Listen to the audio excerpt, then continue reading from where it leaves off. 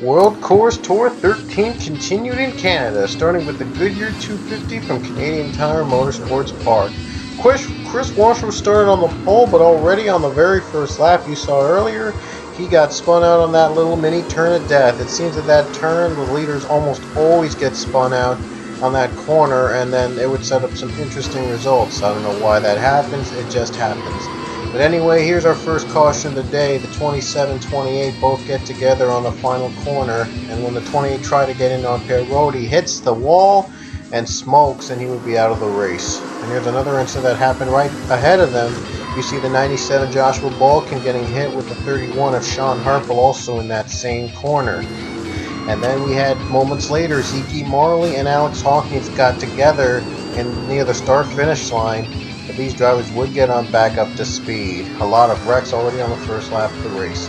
Kate Culp took the lead, but here comes Angel Navarro battling for the lead against the 37 of Kate Culp. And Navarro would clear the 37, or it's probably in her intention because she wants to be second, so that Navarro, if he spins out on the same little mini turn of death, then Kate Culp would take the lead.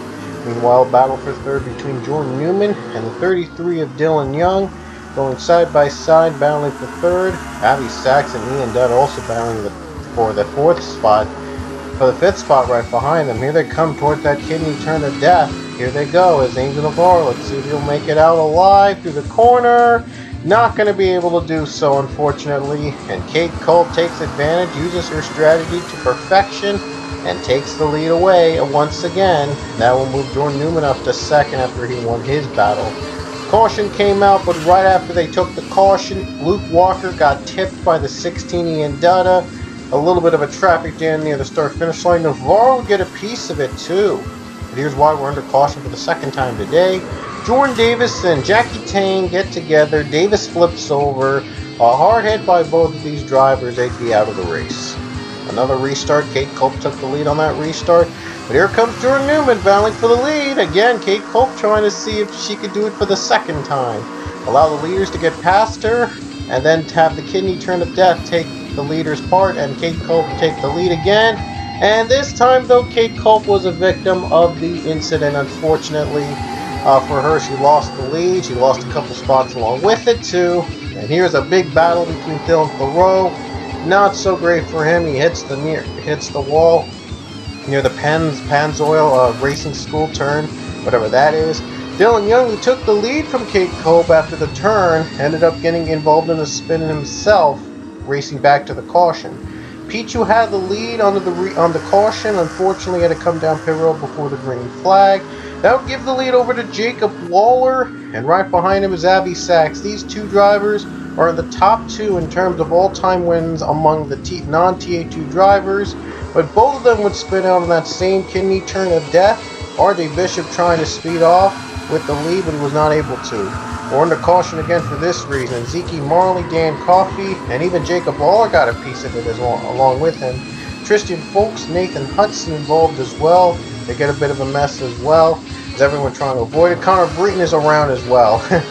Guess what? Luke Walker went on to take the lead after surviving a couple of those wrecks. But he would lose it over P.J. Williams on the restart. It's like the third or fourth straight restart in which the leader onto the green flag did not even make it to the lead on the first corner. And it's like they try and intentionally give up the lead so that they could let the leaders go by and have them become the victims of the kidney turn of death. And then that they would take the lead if they were to survive. But as we saw earlier, even the top three, maybe even all the top five also get involved in the turn as well. So here they come to the kidney stone turn of death as P.J. Williams, he loses grip. Luke Walker loses it as well a little bit, but he gets through. Colin Collins took the lead as we had another caution. Once more, Angel Navarro, Tony Green involved in a scuffle. And you saw Kate Culp involved as well with Jasmine Acosta. And then Roman Rahal got spun by the 25 Benjamin Miles. And Rahal's race would be done for the day, as he had a terrible World Course Tour so far.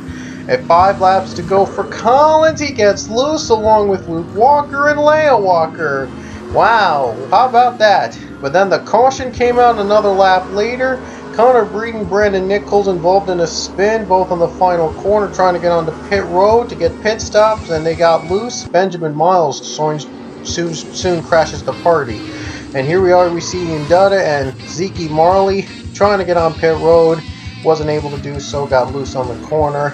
And here's the final kidney turn of death race of the season, race, and the 7 Isaiah Bernesh got loose.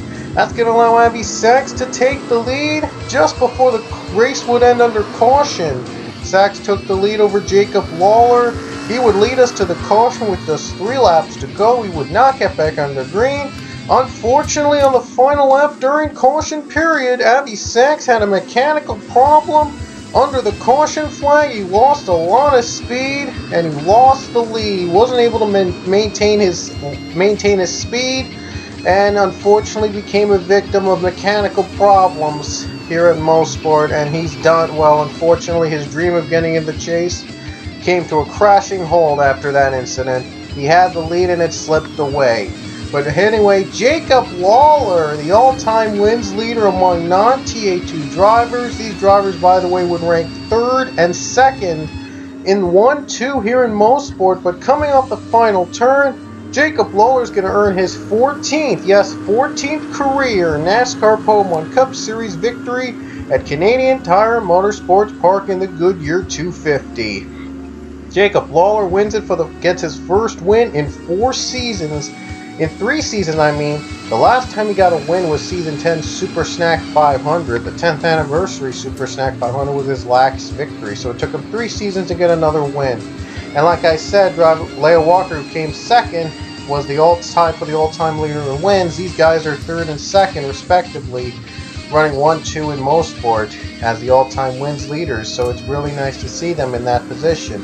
Anyway, Jacob Lawler, though, locks the spot in the chase. Only 1 more spot remains for our non-winners to get in the chase, and hopefully that'll be decided right here in Circuit Giles Velleneuve in Montreal, nearby the Canadian Tire Motorsports Park. Now we're heading over to Montreal for the running of the RDS 250. Jackie Tang took the pole on that very first lap, though already off to a rocking start for many of our drivers. Mitchell Riggs gets involved in a big wreck coming off the carousel, and everybody else gets piled in along with him. That would be the story of this race. A lot of wrecking, even more so I think than Canadian Tire had. But anyway, look at the mess we had on our very first lap of the race. Everyone was just piled up. Everyone just nowhere to go. Nowhere to escape. Everyone, at least everybody, about half the field in that first lap alone got into some trouble. There you see Kyle Singer getting into trouble as well, along with many others. That would be today. And wow, a lot of big pile-up drivers. Loads of drivers get piled up in that corner alone anyway, in fact. And everybody, just about everybody in that first lap got spun on that particular corner. It was like the kidney stone turn of death or something like that in Mosport, only this time it's even more deadlier and takes a lot more drivers out. But anyway, on the restart, Tang took the lead. Dylan Floroto would take it through the carousel turn. He would grab the lead away from Jackie Tang. Kate Cope would have to battle for 2nd against Jackie Tang. Coming into the S-curve, and Tang does not make it out. Neither does Ian Dutta. And once again, everyone gets piled up in that corner because of drivers spinning out on the turn. Everyone just gets piled up. Nowhere to go. Like I said, it would be the story of the race. Nathan Hudson gets involved in a bit of a spin on his own. And anyway, on the restart, though, Kate Cope took the lead. Dylan Thoreau would take 2nd away from Kyle Collins almost instantly. Couple drivers still trying to find their lines. They're still trying to get used to this Montreal track. It's a different Montreal than we would normally raced in before, but it still provides a massive wreck. Mason Powers involved, Nicholas Guerrero, Roman Rahal pile up. Everyone gets piled up on that same corner. Man, Montreal has never been really an easy course for these drivers, even after surviving through every season of the Pole 1 Cup Series. These drivers are always not used to getting of the unpredictableness here at Circuit Giles Velleneuve, and that's why it's been on the schedule for so long. This track is completely unpredictable. You never know what happens on every single lap in Montreal in this track, especially when things like these always happen just about every single time.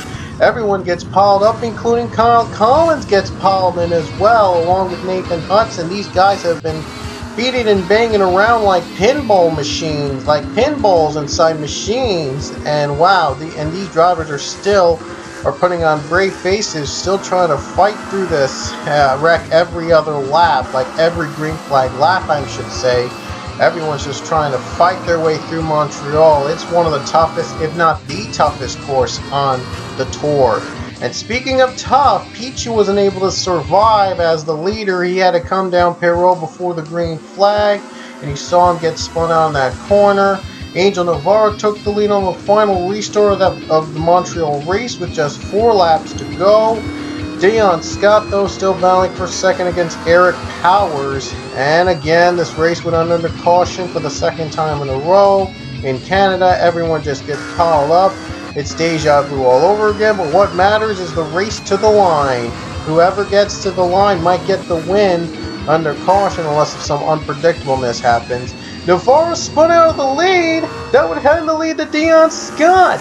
Under the race to the caution with like about 3 laps to go, Navarro spun out from the lead. Dion Scott would take it. Eric Powers running in second. These drivers are not in the chase yet. If one of them wins, we would have a full 16-car field set for the chase. If not, it would have to be decided on 349. That would be the non-chaser's last chance to compete with the other winners this season to get a final chase spot for the championship. But anyway, Dion Scott took the lead under the caution with just 3 laps to go. We would not get back under green. But unfortunately for Dion Scott, a lot of chaos would endure under that caution period. He'd have to come down pit road along with probably all of the top 10 along with it. And unusually, that would hand the lead over to Jackie Tang. Jackie Tang would take the lead under the caution after just about half the field pitted with just 2 laps to go under the caution flag. I'm not sure why they decided to pit right now. But I guess the logic, that's how it works sometimes. That's why it's unpredictable. And speaking of unpredictable, Jackie Tang just ran out of fuel as the leader on the final lap under caution.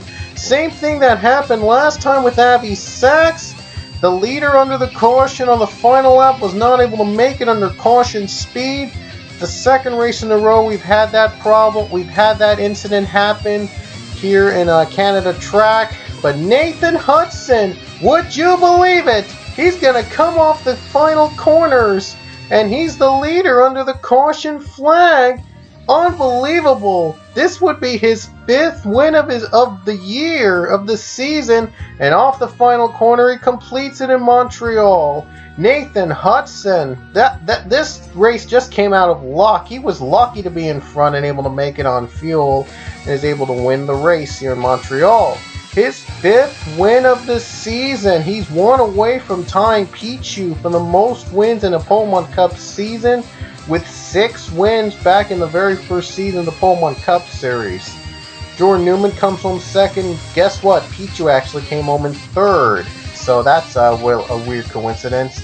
A lot of drivers retired, but boy, we had what a wild 2 races we had here in Canada.